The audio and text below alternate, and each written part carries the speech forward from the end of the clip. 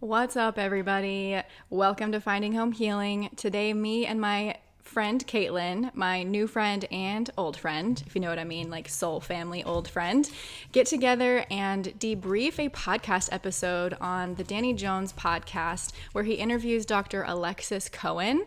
She's a PhD researcher in the most prestigious light lab in the whole world, and she goes through the entire biology, biochemistry, and physiology of the sunlight and why we need to be so careful about the light that we expose ourselves to and the light that we have not been exposing ourselves to. There's very strong evidence and proof that as humans, all that we really need for our greatest health is water, light, and magnetism.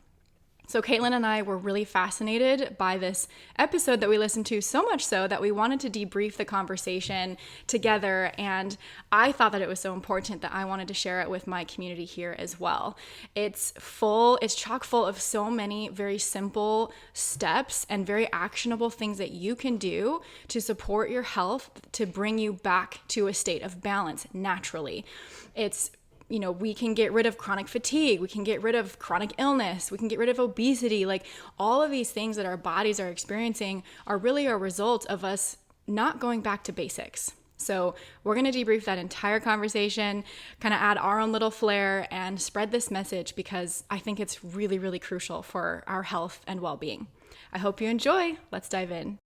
Whole checklist. Oh, dude, I've really screwed it up a lot. You sound like us when we're getting in the helicopter, like and check the rotor, caution check warning the lights, gas. caution warning lights, instrument gauges, engine, fuel, Oh yeah, that sounds legit. Do you do that as the person that's checking everything? Yeah, we get started up, and so as the pilot is going through their checklist, we do that whole checklist. Check that we have all of our medical supplies, that we're not, gonna show up somewhere without what we need. Oh my gosh, that's cool.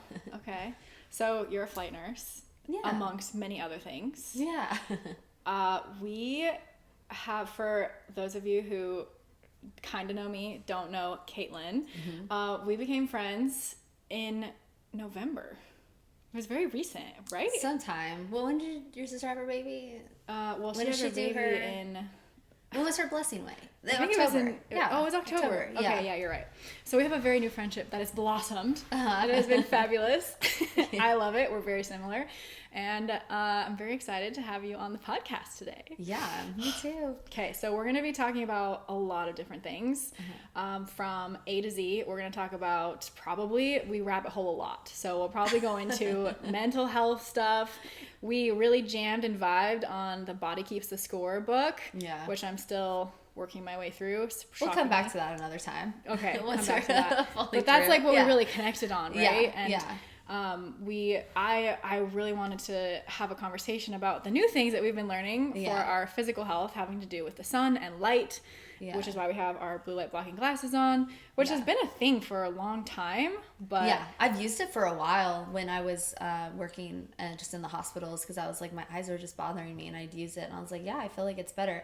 And then I learned more about it, and I was like, oh my gosh, there's so much more benefit to it. I need to be wearing it more.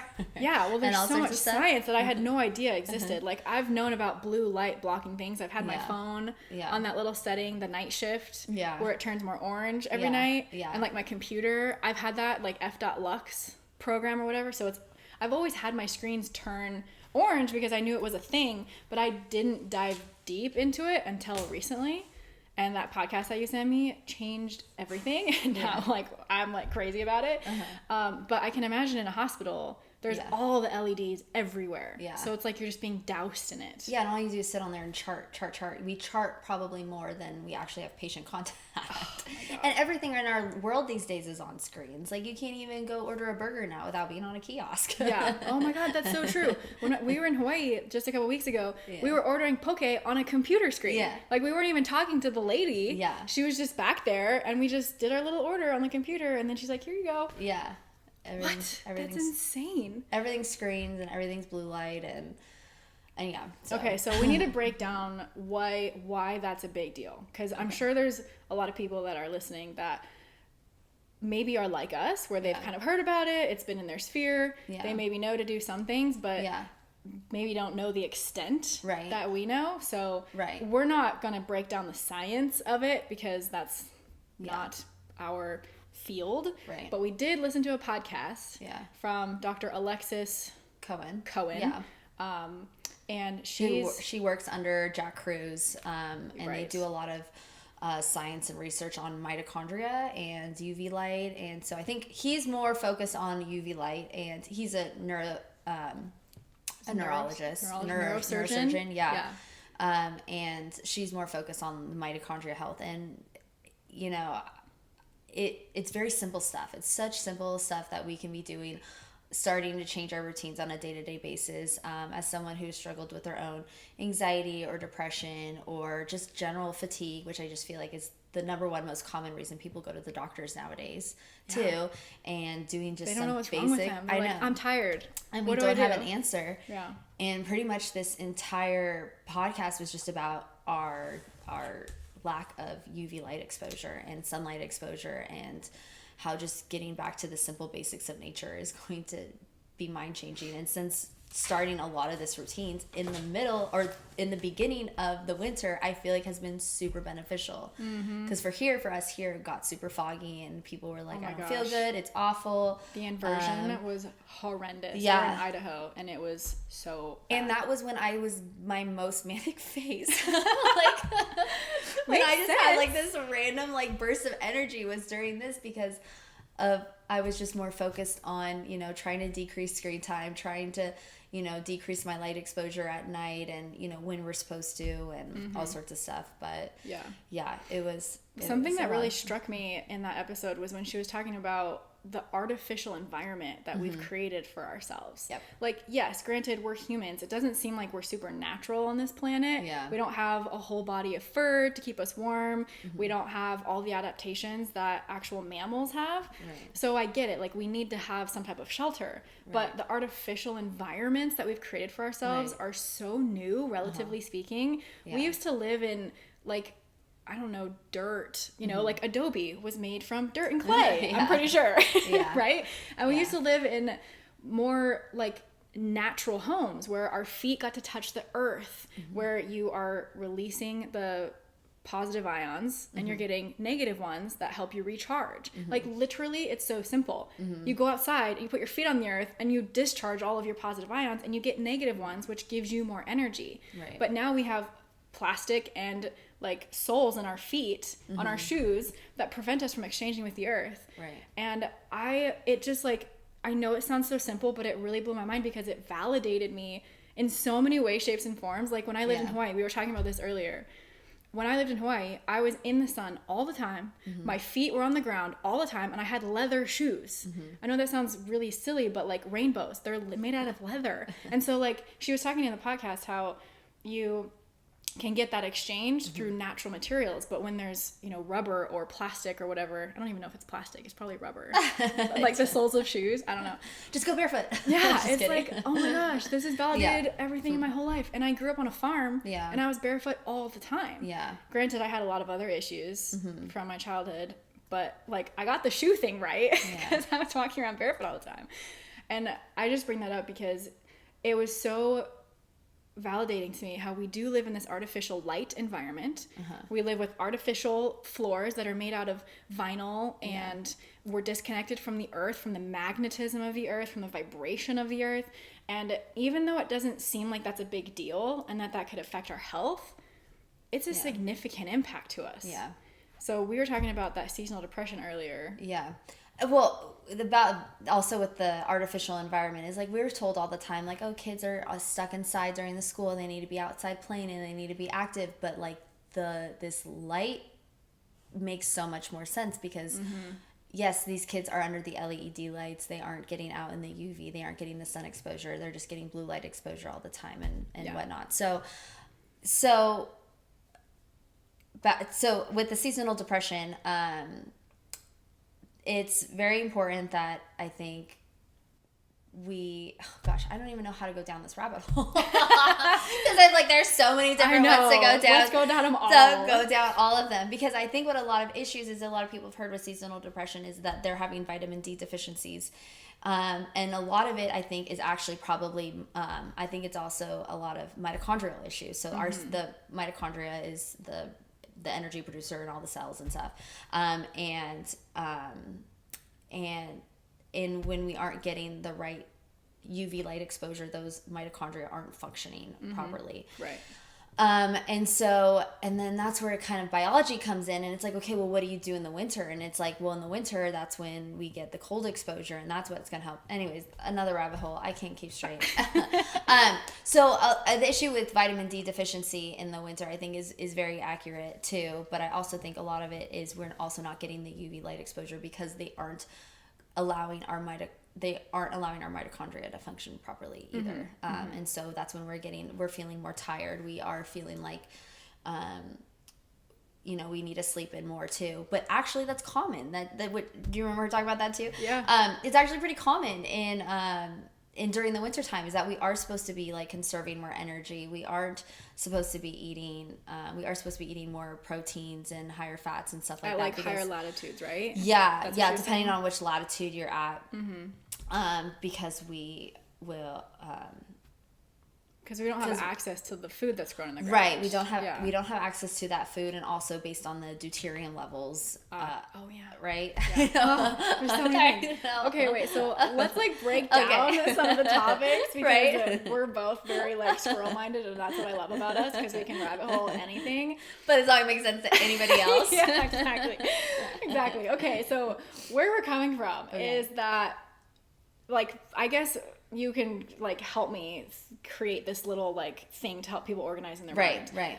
Number one thing that we're going to talk about is sun, and why the sun is such a basic, simple thing, but why we need it and why it's so important, and how to get more type of sun exposure if you don't always have sun available to you. In a climate like we live in, where in the winter it's cloudy and there's inversions and it's really difficult, or upper latitudes. Right. And everything that has to do with the sun and UV light, and how blue light is in the sunlight, but it's only there for a small time in the middle of the day. We're not meant to be exposed to blue light at all other times, from our screens and our devices and our TVs. So the blue light is good for us during the day. So there's the UV, we have our UVA and our UVB lights, and the best time to get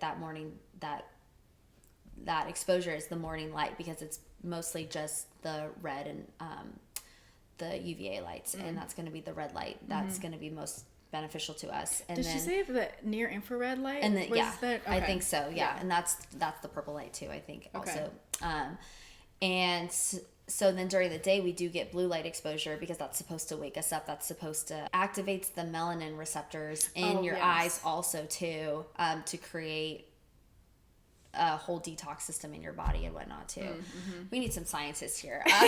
Yeah, we will not be giving you the science, but there is science behind these things. Listen to the podcast with Alexis. She's on Danny Jone's podcast. She is brilliant and goes through all the science. Yeah, we're just here to spread the message, because it's so important. Yeah. So then in the middle of the day we get the blue light, but what combats blue light is the red light.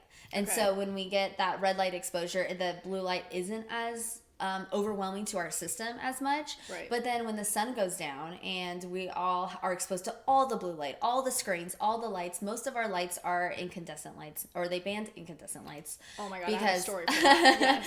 Because and all we are getting is blue lights, and so they try to take out the red and the purple light, because they were less efficient. Not as energy efficient and whatever. So all of our lights are just pure blue lights. Yeah. And so insane.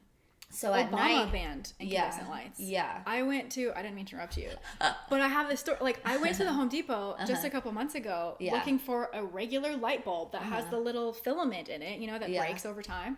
And there were none. I couldn't buy a single regular light bulb like how I grew up with. Yeah. And I was furious. I was actually very mad, because the LED lights, in my house, even right now, they give me headaches. Yeah. I don't feel good from them. I never turn them on unless I absolutely have to. And I like the yellow or orange light bulbs that are original that I put in my lamps, because the LEDs give me headaches. And I was infuriated. And then I found out that Obama banned them because they're energy inefficient.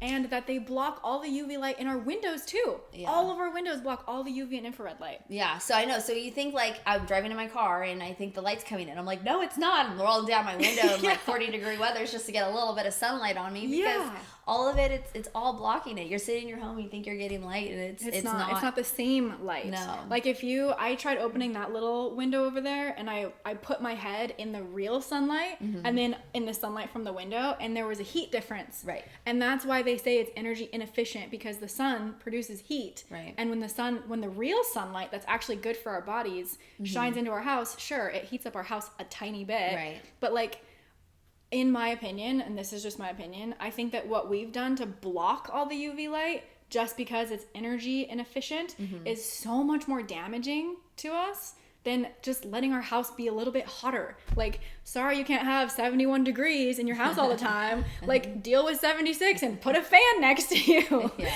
You know, it's so detrimental that we're blocking it all. And so, to your point, like, you can tell a difference. If you guys want to actually test this out, when you try feeling the sunlight through a regular window or your car window, it's a totally different feeling than when you're actually just regularly in the sun.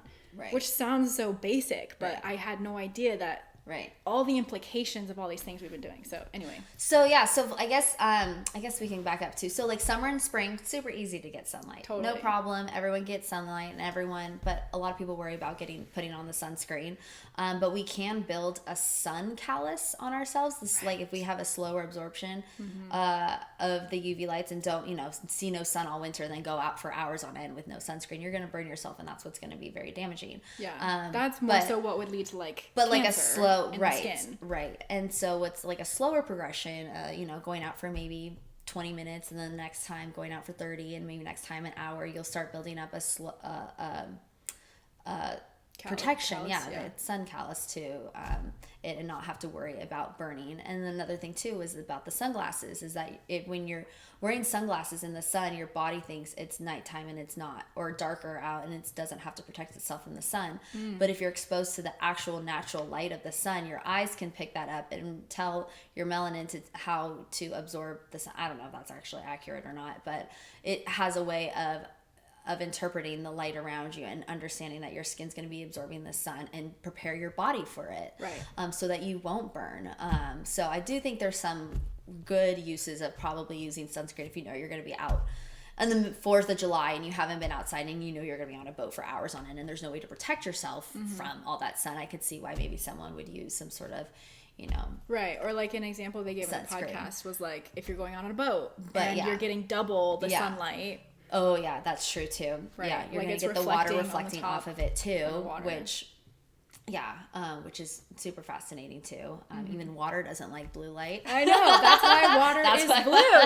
I was like, I feel like I knew that, but I didn't fully comprehend it. That water doesn't like blue light, so that's why it reflects it. Yes, because like water in our glass is just clear, right? But that's not because ocean water is any different, right? Because all water reflects the blue light, right?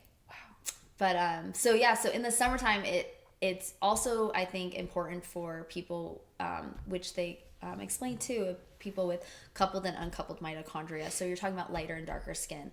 So more uncoupled mitochondria, they're going to actually waste the UV light and it's going to turn into heat versus actually using the UV light to proliferate detox system pretty much in your body to help create water in your body and all sorts of stuff. All sorts of really great things for you. Which, I don't think that people get that either, that your energy is actually coming from water. Right. It's not coming from what we used to think of as ATP. That blew my mind when I said that too. Right. That's what I was always taught. Yeah. So I think that was part of that. Yeah, that was part of it, is that uncoupled mitochondria people are going to be people with lighter skin. So like people up north who like Scandinavian kind of background. Even us here in the northern U.S. and Canada. Right. Yeah. That are going to have more issues with it because it's going to go down the electron transport chain, right? That's going to inefficiently produce heat instead of ATP or whatever it may be. And so that's why in the summertime we have to be super cognizant of being aggressive in our sun exposure, because we're going to store that for in the wintertime. So when we come up on the wintertime, already have a lot of the exposure and the detoxing and that we needed. And our body knows that in the wintertime we aren't going to get that sun exposure because that's how your skin, I guess, regulates it too, is kind of my guess. So then in the wintertime, we don't get the sun exposure. We can try to as much as we can, you know, getting outside and stuff like that. And they've always promoted that, you know, going outside, getting exercise. And why is it super beneficial? Probably because you're getting some of that sunlight exposure. Yeah. And then, I mean, it's also a big trend right now is the cold exposure. Oh, yeah, totally. And so in the wintertime, when we aren't getting the UV light to help energize our mitochondria, that's where the cold is going to help energize our mitochondria, because when we get cold, our mitochondria need to warm up, and then that's when they warm up, and that's when they create infrared light from within ourselves, right? Yeah. Our mitochondria can actually create their own infrared, or is it infrared or UV light? It's or both. Yeah. Okay. So because that's how our bodies heat themselves. Which is fascinating. Yeah. Which makes sense because I don't know if you've ever had like night vision goggles on. I use those at Jordan, work. Yeah. You do? Okay, totally. That's amazing. Yeah. Jordan he has those. So like, you know, you can see people and they have a heat. Oh, and that's a totally different. Oh, I'm talking about the night vision goggles are what uses the moonlight to get light, and then the infrared light is what uses the heat. Sorry. Okay. Yep. No, you're good. But the goggles that like can show you heat. Right. And you see people and animals. Yeah. Because you're actually giving off. That's our mitochondria. The mitochondria energy, which is heat that can be shown or seen through goggles, which is insane. Yeah. So as much as people like fear, I think, the cold in the wintertime, it's actually good for us. That's what's going to give us our energy, and that's what's going to make us feel better. And so as much as you can try to get a little bit of the UV light, even though it's like a lower UV index, it's still good for you. It's still good to go out in the cold. You don't need to go like 30 degrees or do a cold plunge immersion. Yeah. I mean, loves the cold even recommending even just 50 to 55 degrees, a cold shower, even a cold shower for a few minutes, I guess, is supposed to be just as beneficial as doing a cold immersion for like 10 minutes. So it's true. I might just be like speaking hyperbolic, but I think it's very, very simple stuff that we can do that you don't need to go out and waste a bunch of money on a bunch of products that we've already wasted a bunch of money on. Yeah, right. But it's more just, we want to try it out. We want to see what works, what doesn't. And I think the cold exposure was very interesting learning for me, and doesn't have me as fearful as, we need to bundle up. We're going to get, I don't want to get sick. And it's like, no, it's actually just the opposite. It's going to actually like enhance your immune system. It's going to enhance your mitochondria. It's going to, enhance your mood and stuff too. Yeah. So whether it's going out for a short walk in the cold, but not all bundled up, maybe just jeans and a t-shirt. She talked about how thyroid plays a role in all of these different things. And like, I have hypothyroid, so I have to take a very small amount of thyroid every morning. And I am so determined to heal my thyroid and my adrenals that I want so badly to like do all of these things that she's recommended, right? Where, she's not a doctor, so like this is for educational purposes only, but walk out in the morning right when the sun comes up and get that UVA light exposure, some of the you're red killing light, like 3 birds with one stone. Seriously. And then putting my feet in the ground, you're getting your feet on the ground. Electrons. Or maybe let's see how many the birds cold, you get. because it's wintertime here. The feet on the ground, the UV light from the sun, exercise, even just the exercise in general isn't bad either. But and all of those things combined, like, she broke down all the science. Again, that's not what we're doing here. That's not our purpose. But it was really helpful for me because I am a science-minded person. I like being being proven the point that they're trying to make and understanding it from like a logical perspective. But she was explaining how that can ultimately heal your thyroid, because if you're cold sensitive, which I am, like my hands are just freezing cold, and I'm always wrapped up and bundled up, and like I can't be in the cold very easily because I don't know if I have Raynaud's or whatever it is, but I am just so cold all the time. But I think that's because I'm not like training my body to be like, you can heat yourself up.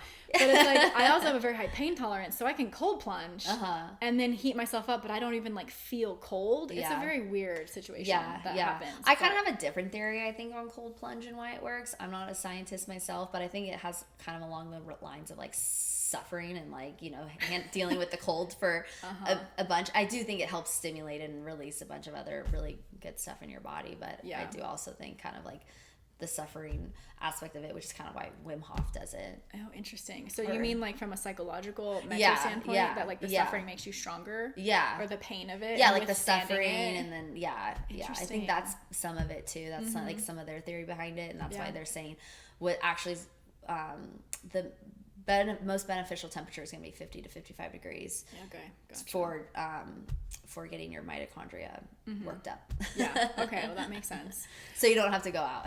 Yeah. Well, and they were also talking about how like the clouds don't necessarily matter. Right. You're still getting the light through the clouds, which made me think of it because I can see clouds outside. Because some people might be like, well, can I still do this when it's cloudy? Yeah.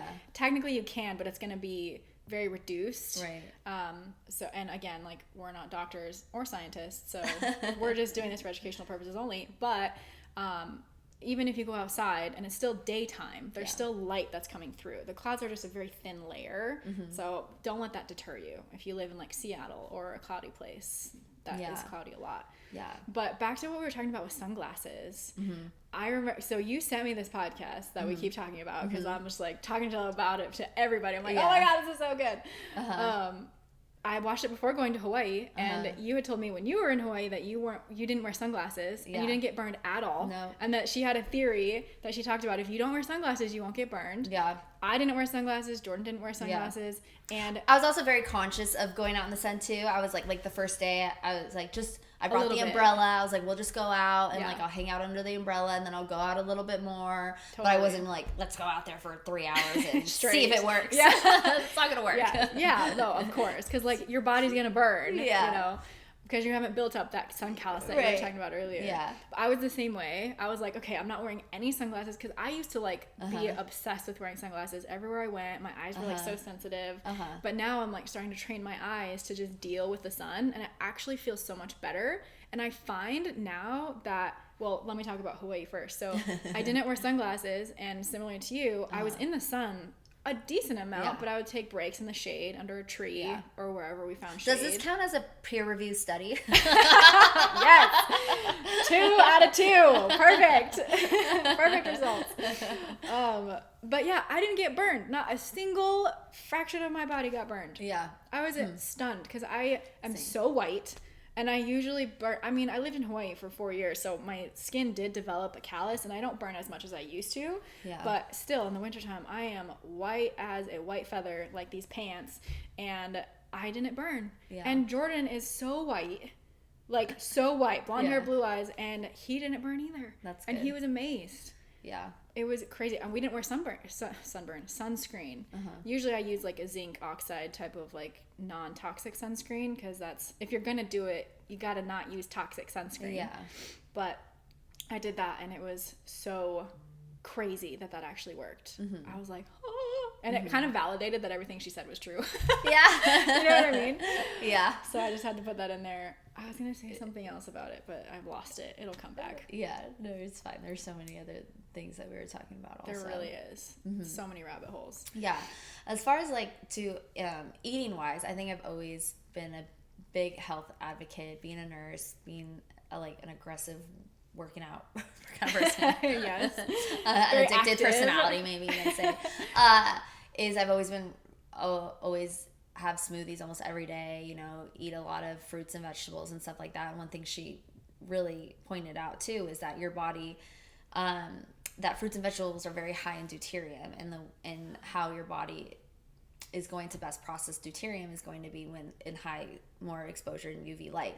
So that's why our body. Let's define deuterium. Okay. So people know what we're talking about. Okay. So I didn't know what that was either. I didn't know. So deuterium is pretty much, I think it was like a heavy hydrogen molecule. I think you're right. Yeah. Yeah. So it just has an extra neutron in it. I think it's an extra neutron, so it makes it heavier.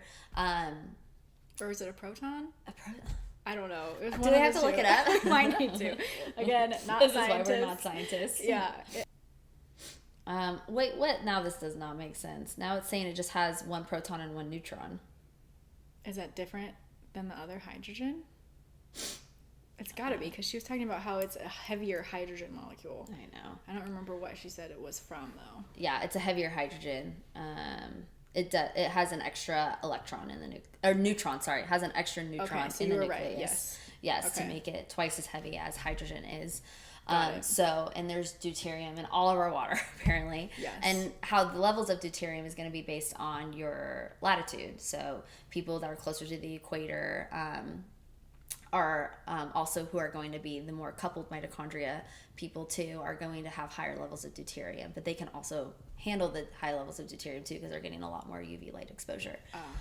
And the deuterium like breaks down the mitochondria essentially, right? I think I remember her explaining it like there's a rotor type of like that was the analogy she made, that the mitochondria have a rotor, and the deuterium molecule like breaks that rotor, so it kind of damages the mitochondria, which is the energy source of all of our cells in our whole body. Right. So when we have higher deuterium, we have less energy. And we're more fatigued. Like there's all of these downstream effects that happen when we have an overload of deuterium. Right. Okay. And so things that are lower in deuterium are going to be like animal fats. And so that's where it's like, oh, okay, so that's why in the wintertime, like we don't need to eat fruits and vegetables all the time. Like I still think there might be some benefit to it. They're going to have nutrients in it for you that are good. But, you know, if you're worried about fatigue and stuff, it's like, okay, well then in the wintertime you can be focused more on animal fats and eating protein and stuff that's not high in deuterium either, because I was like always making smoothies with all my coconut water, and that's like super high in deuterium apparently. So I was like, oh, okay, maybe not. That's so interesting, because I don't know if this is why. It might be a blood sugar thing too, which she did talk about as well. I'm like, all these issues that I have in my body, like my insulin,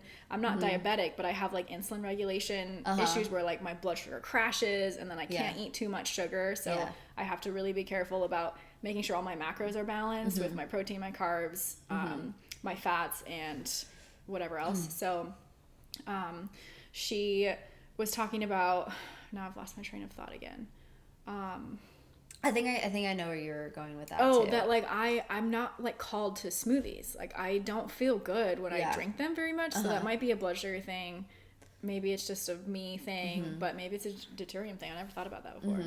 She did talk about, they did go into that too, about like the UV light exposure and when you are best like least insulin resistant, I guess, and you can best, you know, take in sugars and stuff. And I think it was like, you know, eat a smaller meal before you go to bed, no high carbs, so that you kind of put your body into like a ketosis. Excuse me. A keto state, and then you are supposed to eat like right after you have the first sunlight too. Yeah, I think it was either the UVA or the UVB.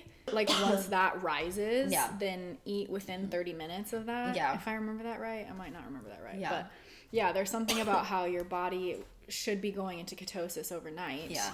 And that then prepares your body to function much better the next day. I feel like we should like categorize kind of what we're talking about. Yeah. And give people like the pointers and the tips. Okay, so Alexis actually has a post that's really good on that too. We're just like Alexis fangirls over here. I know. So feast on summer sun, prioritize sunlight year round, embracing the cold. Hang on. Okay, so these are some of the tips from everything that we've been talking about. These are some of the tips to do to actually follow what we're talking about. Right. Okay, so these are from Dr. Alexis. Right. She's a PhD researcher. Okay. Feasting on the summer sun, like what we talked about. Wait, feasting on the summer sun? Yeah, so like getting in as much sun. This is what it says. Okay. I'm like, does that mean something different than what we've been talking about? Taking in the sun as much as you can, like in the summertime. Okay. Yeah, bank that vitamin D is what it says. Nice. Prioritizing sunlight year round, so you know, like trying to get it even in the wintertime. Which on that point, there was another podcast, I've been really into podcasts lately, from the Diary of CEO, and he had a toxicologist on there, and there's so many things we could talk about with like mold and whatever, but some of their things was to ventilate your house in the winter, because that's... Oh, I heard about that on another podcast too. Yeah, like we need to open up our windows even when it's cold outside. Yes. Like, okay, it's going to use a little bit more energy. Ventilate the house and whatever. You need to ventilate your house. Yeah. Like, I come from a really, really tragic, horrible, scary mold story where it almost killed me, and it's not that hard to just open up your windows and vent out your house every once in a while. Yeah. So, and that will let in the light too, which is great. For your animals, your pets, like, you know, our dogs that need to go outside, and our bodies too. So yeah. Embracing the cold, which we talked about too, and how to be comfortable with that. 50 to 55 degrees for 2 to 5 minutes. is all it says. Yeah, Or air exposure, going on a walk. Yeah. For about 45 minutes, which I can't handle a walk for 45 minutes. That's Let's go back. Yeah. Being more cognizant of your lights. So what is your light exposure at night, especially too? We need to talk about screens and stuff. That's like the whole point. yeah, exactly. There's a feature you can also put on your phone so you can make it, Is that the night shift thing? No, it's not. No, that changes it from like a black to a white background pretty much, or a white to black. And then, but no, you can change it and it gives it like an orange hue and stuff like that too. And then just being mindful of the lights that you have in your house. If they are blue light, trying to like lessen them. Well, I did get a table lamp, night light that's like red, so that I use that at night. I use a lava lamp. Oh, interesting. Which is, I'm sorry. Oh my God, it's not a lava lamp. It's a Himalayan salt lamp. Those are very different. But I thought you were hippy dippy, but that's like really hippy dippy. I had one when I was little. They're so cool. Have you ever had one? The like lava just like comes up and it blobs. Very that's relaxing. not what I was talking about, but all the power to you if you still want those. I meant a Himalayan salt lamp. That's the only thing that I'll have on at nighttime. Yeah. Unless I have to have a big bright light on. But those help get rid of the positive ions too. Well, yeah. Well, they also do say that any light is actually bad for you. Like we're supposed to be in complete darkness. It can wake you. It could it can have subtle differences in your sleep that you don't even recognize or notice. Okay, that makes sense. Just like getting more in tune with nature. Yeah. And how it works. Like when I not even just nature, but I think more of our biology. I think once we get back to understanding more of our biology and how our body is supposed to be and how it's supposed to work, like, are we like if we can sleep more in the wintertime during the cold, well, our regular 9 to 5 jobs just don't allow us to do that. So that's not always possible, but like yes, if you need to sleep 9 hours instead of your regular 7-8 hours in the wintertime, like that's supposed to be good for you. I'm like, I'm a bear in hibernation over here every night. That's supposed to be good for you, but that's also something else I listened to too about actually sleep is supposed to be more on a schedule, like, or a regular schedule. So going to bed at 9 o'clock every night. No, going to bed at 8 o'clock, then going to bed at 10 o'clock, then going to bed at 8 o'clock, going to bed to midnight. Like having a routine every night, the time you go to bed, so your body knows when it's supposed to release melatonin and when it's supposed to wake up, and you're gonna actually overall have better sleep, and you are going to have less fatigue because of that too. That makes sense. I'm really bad at that. I need to get better. Yeah, be more disciplined. Yeah, I should actually show you that next, because there's a lady that went on and talking about that. She was talking about how she's working on, helping women in their overall like menstrual health and hormonal balance and all sorts of stuff too with regular sleep and stuff like that too. It's really fascinating. So many different rabbit holes. Okay. Next is supplementing the UV light, so getting like a red light panel and stuff like that. If you really aren't able to. I use this. It doesn't have UV in it. It's just red light. But actually, what they do say is the best absorbed is actually going to be on your abdomen. Okay, that makes sense. So if you can get the light on your abdomen, that's like the best place to absorb it. Yeah. Which actually makes a lot of sense to me too, because when I was younger, I always noticed like my stomach of all things would tan. Really? The most. I have no idea why. That makes sense. I mean, my arms and my décolletage tan more or get burned, but that same makes sense. Burns. But my stomach always would be tan. I played tennis, and my arms were always so tan, and my stomach, even though it was covered, was always tanner than my arms. I was like, how? This is weird. That's so cool though. Yeah. So there must be some science behind how it probably. Yeah. Well, like when I'm on my period and I have like horrible period cramps, I use the red light, and my pain goes from like an 8.5 or 9 to a 4. Oh, really? It's insane. Well, it's supposed to be really good for chronic pain, for inflammation, so many different things, because we need UV light and red light and infrared light. It's like it's so annoying how simple it is. Like we'll keep going down that list if there's more, but there's just one more, and that's prioritizing animal foods, like that, like that we were talking about too. So I think we hit most of the main things. I think that are super easy. They're changes. So easy to change, implement. Yeah, and to be cognizant of, like you're gonna go out in the sun, obviously. Yeah. But being cognizant about it and why it's helping you.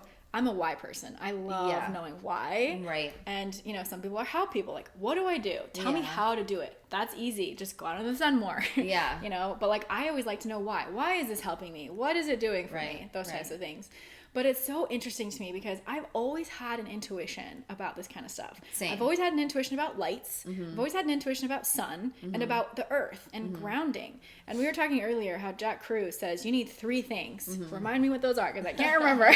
Water, light, and magnetism. Okay, yeah, right. So simple. Water, light, and magnetism. So when I go out into nature and I'm on a backpacking trip and I'm going 10 miles into the backcountry, there is no electricity, there is no cars, there are no like lights anywhere for any soul to see. Yeah.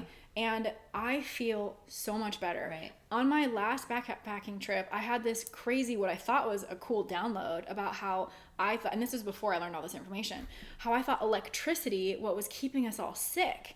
And I've since kind of reformulated that thought because I think that it's our artificial light system that is keeping us so sick on top of the mold, which I was talking to one of my other friends because she just had a leak in her kitchen and she's like, what do I do? Like, what are your suggestions? Because a lot of people know me now as like knowing a lot of stuff about mold.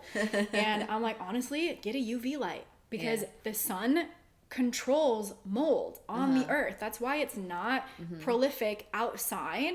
And it's controlled, probably other factors as well, obviously, but UV light.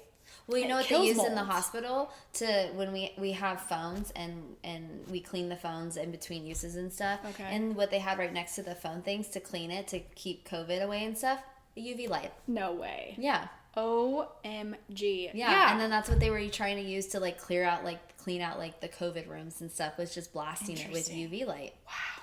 Yeah. That is so interesting. So, I mean, it kind of makes sense why you go to the beach and you don't get sick, and think about how gross the sand probably is. Totally. And how many people's bare feet. Yeah. If we go to like a resort and like there's people swimming in the little cesspool water, like that's not the ocean that's like out there. It's very dirty. Yeah. But that's also back to grounding too, like, you know, long walks on the beach, you know, people's favorite pastime because the feeling of the sand in between your toes, and it's like, no, it's the free electrons probably that you're getting from the electrons ground. Are actually what give you energy. Like, I didn't understand the chemistry and the science behind our biology as well. Yeah. So when she explained, this Dr. Alexis, when she explained that the earth is literally giving you free energy. Yeah. They're giving you electrons. Your body runs off of electrons. That's how your mitochondria are powered. Yeah. And when you literally just put your feet in the sand, in the water, in the earth, you're getting free energy. And I've always felt that way when I was outside because when I was walking around and in my boots or whatever, like on my backpacking trips, the moment that I take my shoes off and I put my feet in the ground, I'm just like instantaneously relaxed. And even though it's charging me with energy, there's also this like, it feels like a drop or a release of tension and stress and heaviness and tightness.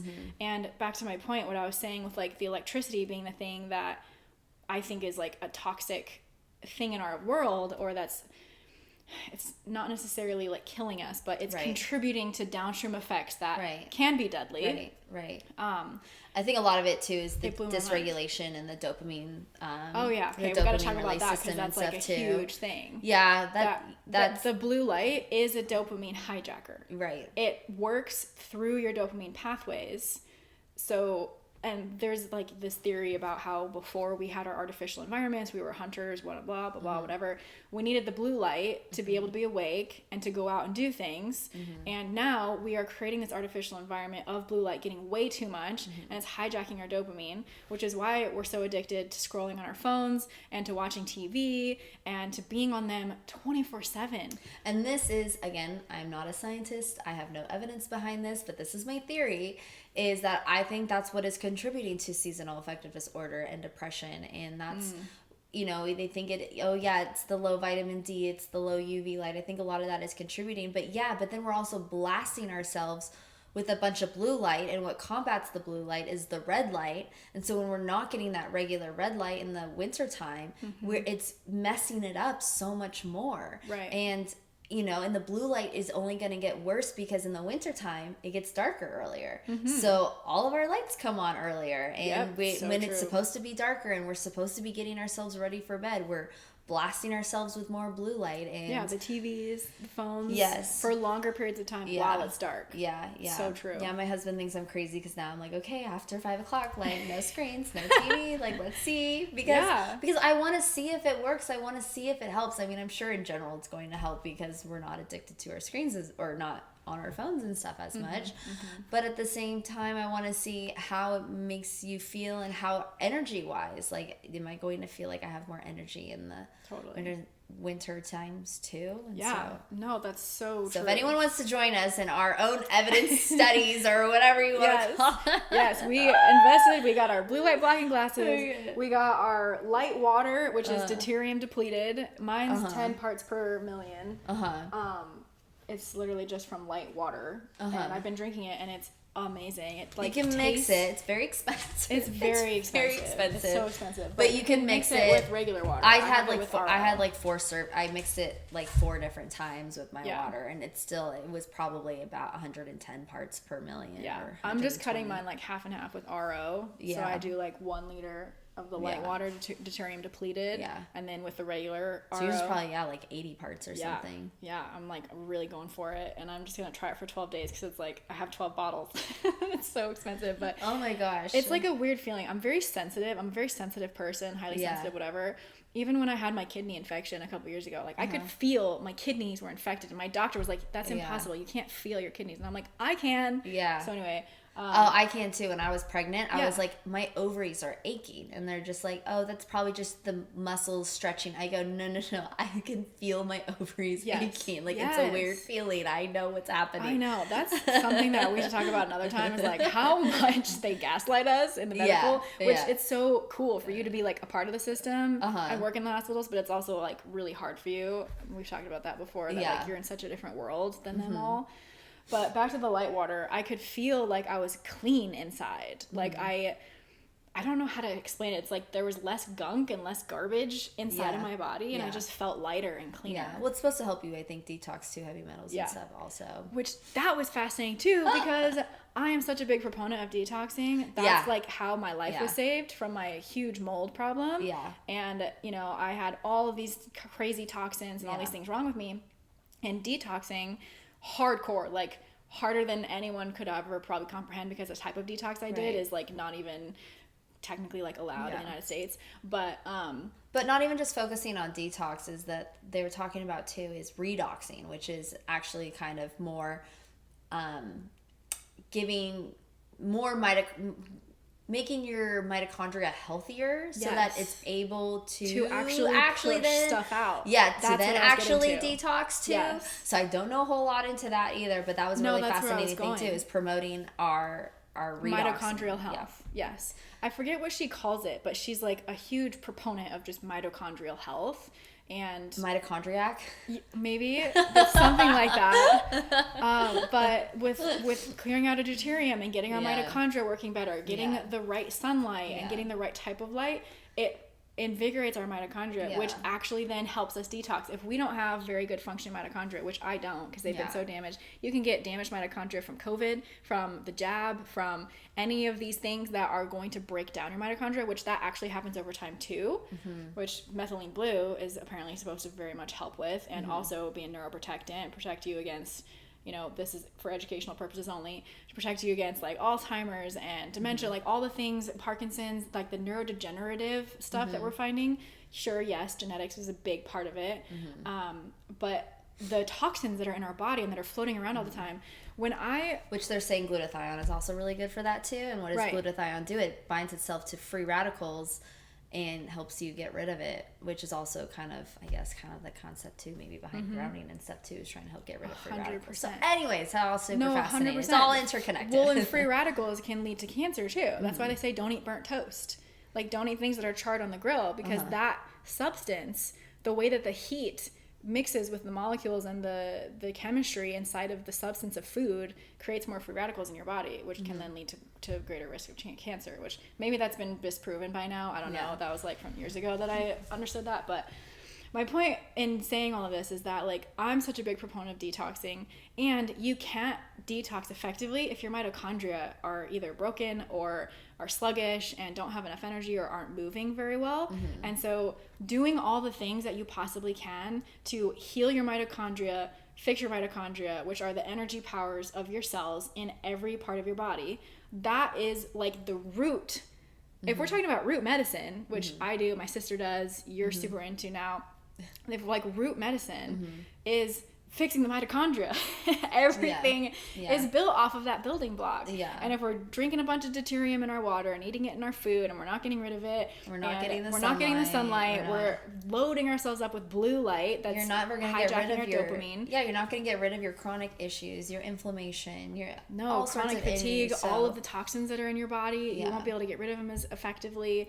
And like genetics definitely play a role in this, because like you and I have discovered, like, we don't really produce our own glutathione very well, and we need glutathione in order to detox as well. So people that are like us, that are not only genetically predisposed, thank you. What is that word? Those of us that are predisposed to these types of things where, you know, we're not going to detox super well on our own, we're already sensitive to chemicals and fragrance and all the other toxins, then we're basically shooting ourselves in the foot if we're not doing these other very simple, basic things. So it's not hard to include it, and it's not hard to make these changes and implement them. Essentially.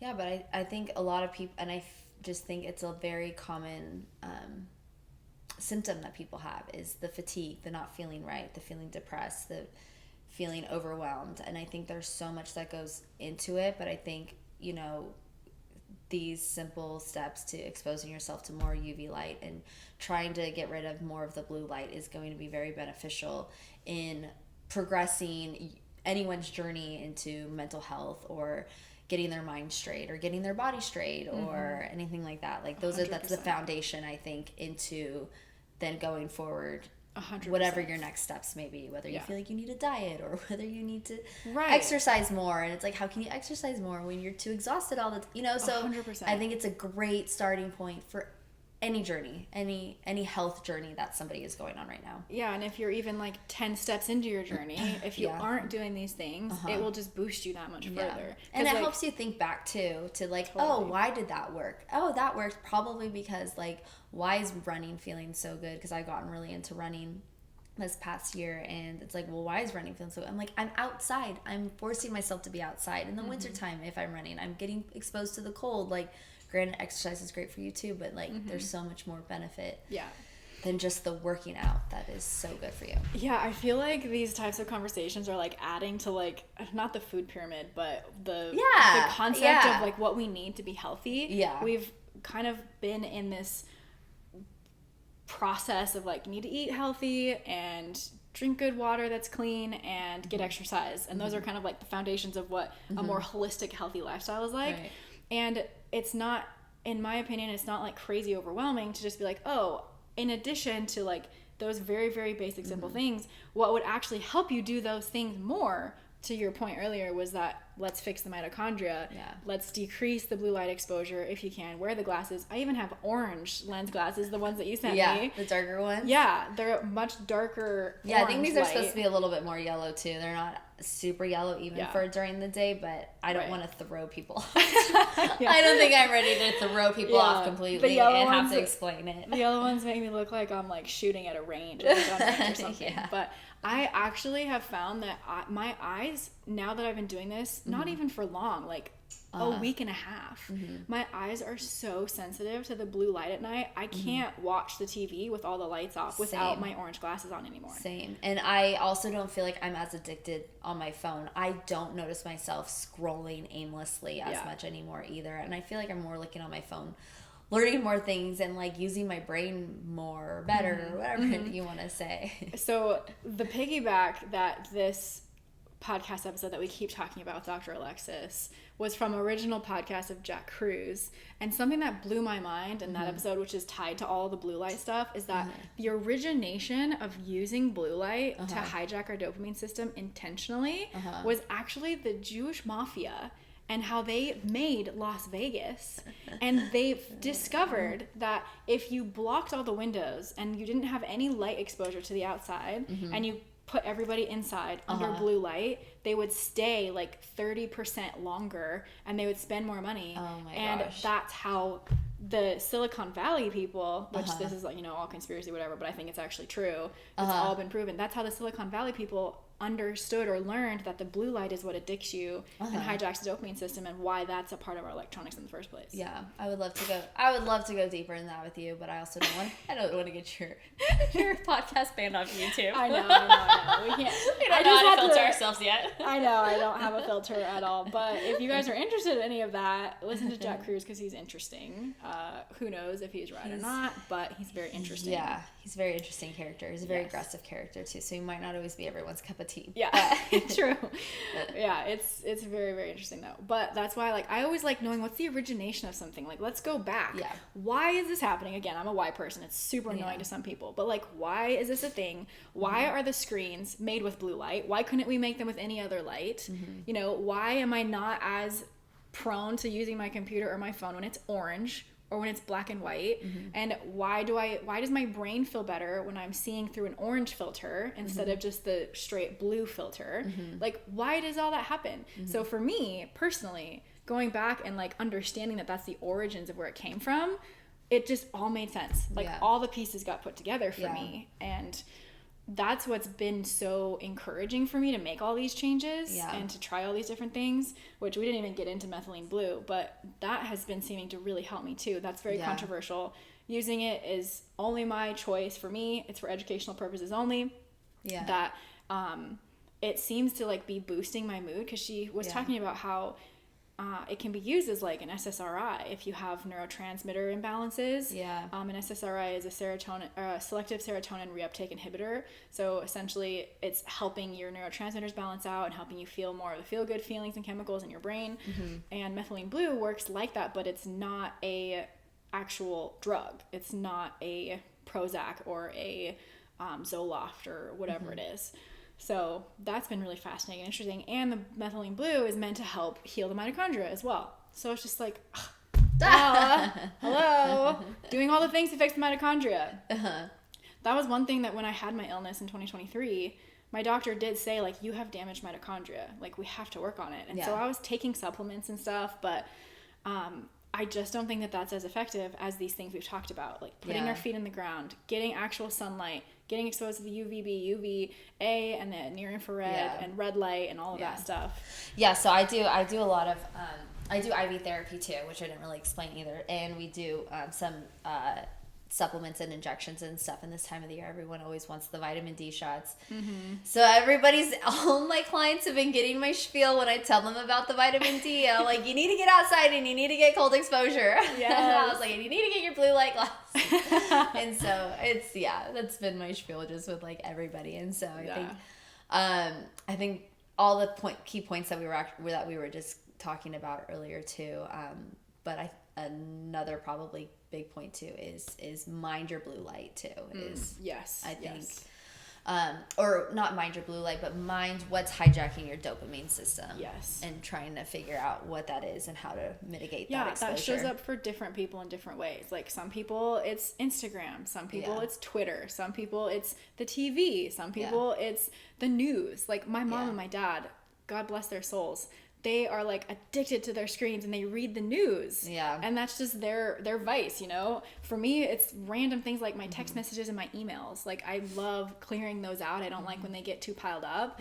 But I'll get into text conversations and I'm like glued to my phone. And I actually finally noticed how much I was on my phone when I got my glasses. Because I would force myself to remember to put my glasses on before I used my phone. And I needed to use my phone all the freaking time and I didn't have my glasses. And I'm like, wow, I use my phone so much. And like, especially if I'm alone.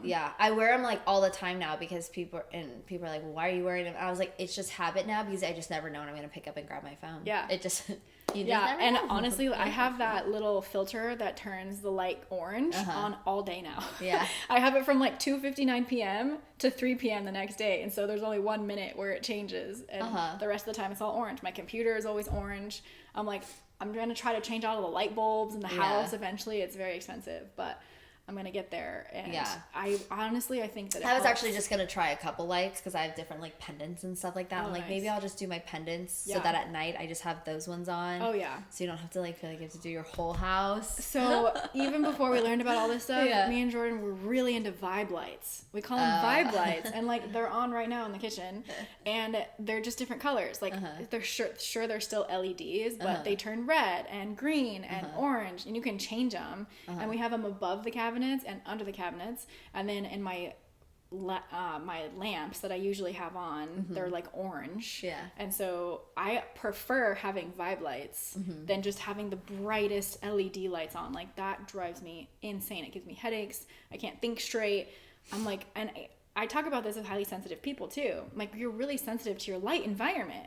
And so I've begun to realize that it's not just highly sensitive people that these things are affecting, and that maybe the HSPs are more in tune with the fact that they're affecting them, but they are indeed affecting all people, regardless of if you're highly sensitive or not, which was so interesting to me. But if you want to try some different lighting situations in your environment, try out vibe lights. Like you can just get them at Costco, you can order them on Amazon. They're just little tacks of lights that have a little remote, and you can change the color. And we have it like behind the TV, which doesn't really help, but yeah, it's a really cool way to change the light environment, which is fun for an idea for people. Yeah. But, woo, we've covered a lot of ground. I know. I think that's enough. Enough of a big red pill for people to swallow. Yeah. But it's like, is it a red pill? Because we're literally just telling people to do what we've been doing as a species up until like the 1800s. Yeah, getting back to biology, getting back to following your intuition, getting back to, right? Like all just the things. simple So things. when I coach people, I always tell them like, you're going to be really frustrated with me because I'm going to tell you the most simple thing, and that's the answer. Because the answer is almost always so simple. It might not always be easy, but it is so simple in almost all cases, not in every case, but like the truth will set you free. What you need to do is actually very simple. We don't need all these complex things. I mean, if you want to get exposed to UV light, if you want red light stuff, like we were doing that at Christmas. I had like a red light on my back. I got my methylene blue. I got my glasses. All of these different like health hacks. I had my pulse. What is that called? I don't remember the thing that stimulates my my vagus nerve. Pulsetto, something like that. Like all these health hacks happening on Christmas with my family gathering. So very simple. Just get back to basics, and that will honestly help you in so many different ways. Like we need, as humans, in my opinion, and this is why I'm so passionate about this podcast and like even having these kinds of conversations, neither one of us are experts in this field at all, but the more people that start talking about this and that spark conversation and that actually just try it, get empirical data, like, oh yeah, it has helped me to not be on my screen so much at night, and it's free and it's risk free. There's no side effects. Like going out in the sun, you're not going to damage it. So many people are afraid of the sun because they think it's going to cause cancer. And I mean, Jack Kruse talks about this like to the ground, but it's like that's not what's causing cancer. It's not the sun. The sun is not your enemy. It is your very best friend. And the earth is in general. Like connect back to the earth. All like the hippie people really had it. I know, right? Like, just be friends with the earth and hug the trees. Anyway, up to you. Sadie, you're so amazing. Oh my God, thanks. You're doing so much and it's so good for people. It's just, I think something that's really good for people too is learning how to use your tools and not just using it for themselves, but using them for other people.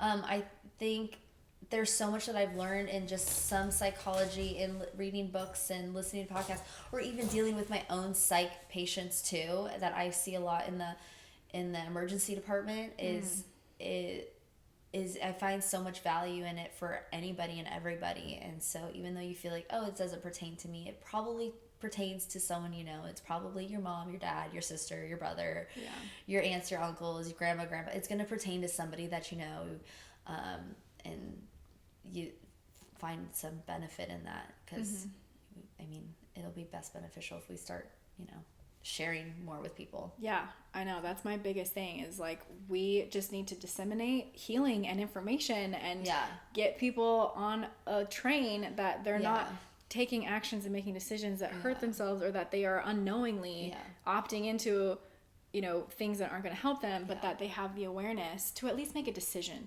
Informed consent. That's what we want to be about. It's like, if you don't want to listen to anything that we said today, that's totally your prerogative, but at least it's your choice. You're not doing it because it's just what everyone else is doing, or it's because it's what you've been told to do. You'll actually have data, and you have the choice to do it or not do it. And that is where power comes from. Even though I have a lot of my own like fears around making the wrong decision, and we talked about that earlier, and whatever, any choice that you make will lead you to where you're gonna go. So if you are deciding that you want to do these things, and you want to help your health and maintain at least a vibrancy to you, then do some of these things. But if you don't, at least you're making a conscious choice. That's power. Power is being able to choose. So I just like giving people data and information, and then let them choose. Well, and also thank you so much also too for your vulnerability. I think that's a really big thing that people are so fearful of, and being vulnerable. And what's, I feel like whenever I've displayed most of my vulnerability, or even seeing you displaying a lot of your vulnerability, I find so much more connection with people, and I find so much more commonality with people. And it's super scary for people to be vulnerable, but I promise, I think the more vulnerable you are, the more you find healing. That's so true. It's so beautiful. I love that. It is true. It's been a difficult journey, but I do love to encourage and support that. And as I've seen that in you, it makes it so much easier to connect and like feel human. Like, we listened to that one podcast, another one, oh my gosh, with Greg Braden, where it's like, it's your biology, your humanness, your empathy, your compassion, your creativity, your imagination. That's what is so beautiful about humanity and about being human. And when we start talking about all these technological things and advances, and, having RFID chips, and like merging with AI and all that, the transhuman movement and all of that, like, I think that connecting to our vulnerability, connecting to our empathy, our compassion, caring about other people, extending a helping hand. Like, I know the holidays are over, but so many people are obsessed around the holidays with like helping other people and donating to charity, and it's like, that should not stop. It shouldn't just be a one-time thing. We are service animals. We are herd animals. We need to be of service to one another in whatever way, shape, or form that means. Like, follow your excitement, follow your joy and your passion, and be of service. Become more of who you are.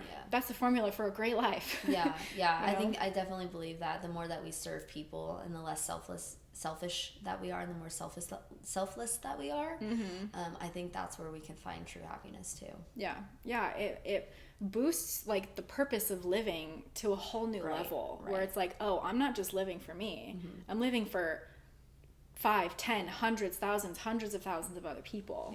Like, it doesn't matter how many it is, but and this is just my opinion, but when you step forward into a life of service, not like you're a nun and you have to give up everything that you love or that you do, it's when you blend the two together. Like, I think that's the path and the journey that I've been on for so long, is like, how do I blend the two, where like I love serving people and like I also want my own life to do certain things. That's kind of why I chose nursing, I think, too, is I wanted to go into like something that was fulfilling, that was serving, that was useful, not just like doing meaninless desk jobs and stuff like that. It was like, which are still good, those are still helpful.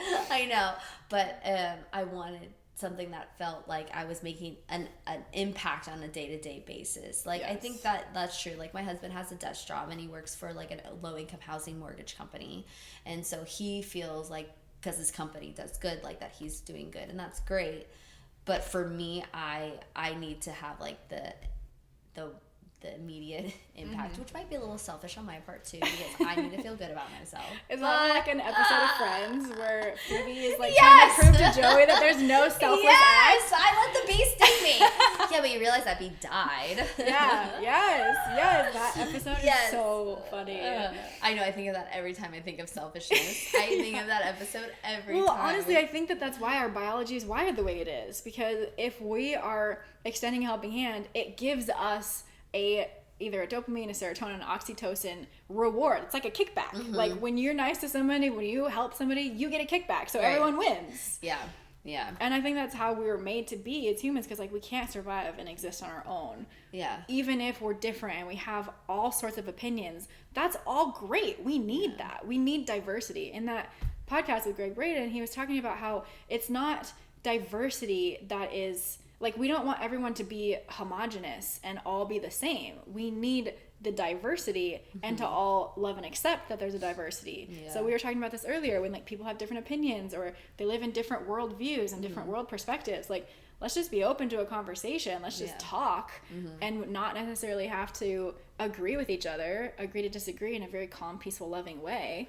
And let's go on with our lives. It's like, I've been doing a lot of, spiritual work on myself, which has been happening for the last 12 years. But right now I'm in a phase where it's like, the more that I do what excites me and what my passion is and servicing people and just being of service to people, then the more that I feel like I'm actually living my true purpose. Right. And that is so fulfilling. And being kind and compassionate and empathetic and like using those skills that I have to actually be of service. I don't know. It just feels, it's not the answer to life, but it feels like a pretty good step for me personally. So well, that's the thing. Like when I'm working with somebody on a coaching call or a healing call, like I love doing healing work with people.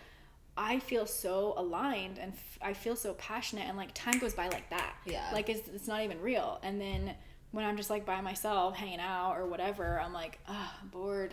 What do I do? I got to get on my dopamine, screen and get my hit or whatever. Yeah. So, I feel like if we actually stepped more into our purpose and being of service, we wouldn't need the screens. We wouldn't need the dopamine. Like, obviously, I have to use it for my work. I know. I actually noticed, too, I've been watching so much less TV. Oh, God. And I used to watch so much TV. Really? Yeah, I feel like I'm more, like, my mind more, like, wants to, like, learn and grow and, like... do things now. Like I've always struggled with trying to find like hobbies. I couldn't really like what's my hobbies, and now it's like I've kind of gotten more into like way more cooking and stuff like that, stuff that I can do at home. Nice. Dabbled into now the candle making thing, still trying to figure that out. But I have a bunch of supplies to do stuff, but so well, I mean, this is just my theory, there's no scientific evidence behind this, but just energetically I feel like the dopamine slave that we become with the screens and all of that stuff, it prevents us from becoming more of who we are. And that's then is like the root cause of what makes us depressed, because when we're not following our passion, our excitement, we're losing our identity. And that's the big crisis I think right now with high schoolers and stuff too, is that they don't know their identity besides being behind the screen. Right. And they only interact with people on social media, like from a subcategory of reality, which is, it's cool, but it's also very dangerous in a lot of ways and can be very toxic because they don't have a connection to self. And when we don't have a connection to self, then we are super controllable. We are very malleable, and we will listen to anything and everyone that's just on our screen. Which I know that this is being disseminated through screens, but wear your blue light blockers if you're watching this. But better to probably listen to it. But no, that's a really important fact, an interesting thing. So I hope that's been really helpful. Is there anything else that you want to recap? No, I mean, we can go down so many other things. Save it for another time, but it's so exciting. I love it. But it's fun. And we just kind of were just winging this. I know, it was great. This is our first time actually debriefing it after we both were learning about this. So thanks for tolerating all of our flight of ideas. Oh yes. Okay. Well, thank you for being a lovely, lovely person on my podcast. Thank you. Co-host, if you will, and we'll be back on again sometime. soon. If you love this episode and or maybe others that you've listened to, please leave a review wherever you're listening to this. Share it with somebody that you think it could help. That's the biggest way you can help me help even more people like us. And if you want one-on-one support, feel free to go to findinghomehealing.com and schedule an intro session with me there. Thank you so much for tuning in today, and we'll see you in the next one.